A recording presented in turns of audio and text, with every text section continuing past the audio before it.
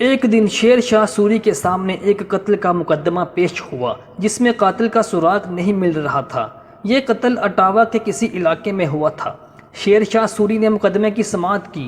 اس نے اپنے ایک وزیر کو حکم دیا کہ جس علاقے میں قتل ہوا ہے اس کے آس پاس واقع کسی درخت کو 2 آدمی بھیج کر کٹواؤ، اور جو سرکاری عامل اس درخت کے کاٹنے کی اطلاع پا کر آئیں انہیں پکڑ کر میرے پاس بھیج دو۔ وزیر نے شاہی فرمان کے مطابق 2 آدمی درخت کاٹنے کے لیے موقع واردات پر بھیجے۔ وہ ابھی درخت کاٹ ہی رہے تھے کہ علاقے کے سرکاری عاملوں نے انہیں موقع پر آن پکڑا۔ سادہ کپڑوں میں ملبوس وہ دونوں شخص نے درخت کاٹنا چھوڑ دیا اور ان سرکاری عاملوں کو بادشاہ کے پاس لے گیا۔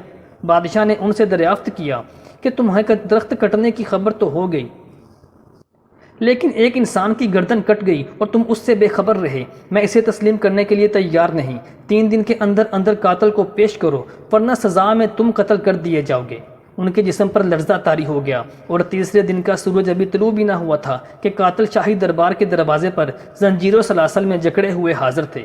عدل و انصاف کی اسی پاسداری کی وجہ سے بر صغیر کا ہر دیانتدار مورخ شیر شاہ سوری کا نام ادب سے لیتا ہے۔